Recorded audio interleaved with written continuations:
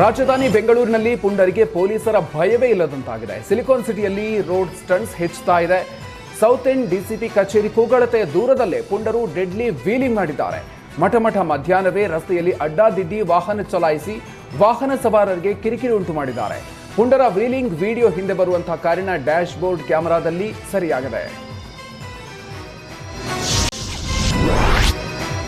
ಬೆಂಗಳೂರಿನ ಪರಪ್ಪನ ಅಗ್ರಹಾರ ಜೈಲಿನ ಮತ್ತೊಂದು ಕರ್ಮಕಾಂಡ ಬಯಲಾಗಿದೆ. ಜೈಲಿನಲ್ಲಿ ಇದ್ದುಕೊಂಡೇ ಆರೋಪಿ ಸುಜಯ್ ಭಾರ್ಗವ್ನಿಂದ ಹತ್ಯೆಗೆ ಸ್ಕೆಚ್ ಹಾಕಿದ ಪ್ರಕರಣ ಬೆಳಕಿಗೆ ಬಂದಿದೆ. ತುಮಕೂರು ಮಾಜಿ ಮೇಯರ್ ಕೊಲೆ ಪ್ರಕರಣದಲ್ಲಿ 6 ವರ್ಷಗಳ ಹಿಂದೆ ಜೈಲು ಸೇರಿರುವ ಆರೋಪಿ ಸುಜಯ್ ತನ್ನ ಚಿಕ್ಕಪ್ಪನ ಕುಟುಂಬದ ಕೊಲೆಗೆ ಸ್ಕೆಚ್ ಹಾಕಿದ ಆರೋಪ ಕೇಳಿಬಂದಿದೆ.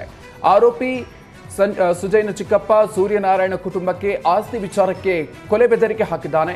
ಸೂರ್ಯನಾರಾಯಣ ಅವರ ಬಟ್ಟೆ ಅಂಗಡಿ ಖಾಲಿ ಮಾಡುವಂತೆ ಅಂಗಡಿ ಮಾಲೀಕನಿಗೂ ಕೂಡ ಸುಜಯ್ ಬೆದರಿಕೆ ಹಾಕಿರುವ ಆರೋಪ ಕೇಳಿಬಂದಿದೆ. 1990ರಲ್ಲೇ ಆಸ್ತಿಯಲ್ಲಿ ಖುಲಾಸೆಯಾಗಿದೆ. ಆದರೂ 2 ವರ್ಷಗಳಿಂದ ಆಸ್ತಿಯಲ್ಲಿ ಭಾಗ ಕೊಡುವಂತ ಸಂಜಯ್ ಬೆದರಿಕೆ ಹಾಕ್ತಾ ಇದ್ದಾನೆ ಅಂತ ಸೂರ್ಯನಾರಾಯಣ ಆರೋಪ ಮಾಡಿದ್ದಾರೆ.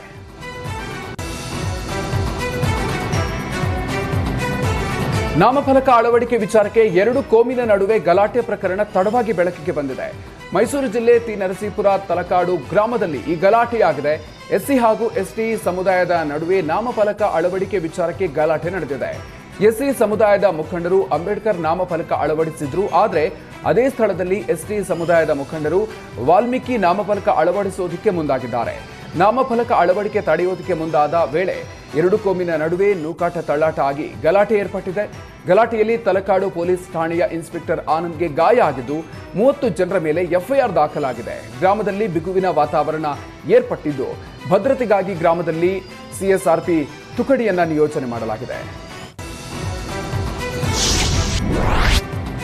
ಹಾಸನದಲ್ಲಿ ಖತರ್ನಾಕ್ ಖದೀಮರು ನ್ಯಾಯಾಧೀಶರ ಮಾಲೀಕತ್ವದ ಮನೆಯಲ್ಲಿ ಕಳ್ಳತನಕ್ಕೆ ಯತ್ನಿಸಿದ್ದಾರೆ. ಹಾಸನ ನಗರದ ಎಸ್ಬಿಎಂ ಕಾಲೋನಿಯಲ್ಲಿರುವ ನ್ಯಾಯಾಧೀಶರಾದ ಜೈಶಂಕರ್ ಅವರಿಗೆ ಸೇರಿದ ಮನೆಗೆ ಖದೀಮರು ಕನ್ನ ಹಾಕೋದಕ್ಕೆ ಯತ್ನ ಮಾಡಿದ್ದಾರೆ.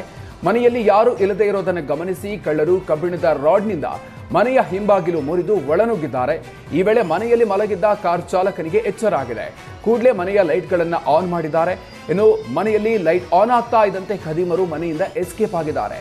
ಇನ್ನು ನ್ಯಾಯಾಧೀಶರಾದ ಜೈಶಂಕರ್ ಮಾಲೀಕತ್ವದ ಮನೆಯನ್ನ ಭರತ್ ಅನ್ನೋರಿಗೆ ಬಾಡಿಗೆ ನೀಡಲಾಗಿತ್ತು. ಘಟನೆ ಬಳಿಕ ಸ್ಥಳಕ್ಕೆ ಪೊಲೀಸರು ಬೆರಳಚ್ಚು ತಜ್ಞರು ಭೇಟಿ ನೀಡಿ ಪರಿಶೀಲನೆ ನಡೆಸಿದ್ದಾರೆ. ಬಡಾವಣೆ ಪೊಲೀಸ್ ಠಾಣೆಯಲ್ಲಿ ಪ್ರಕರಣ ದಾಖಲಾಗಿದೆ.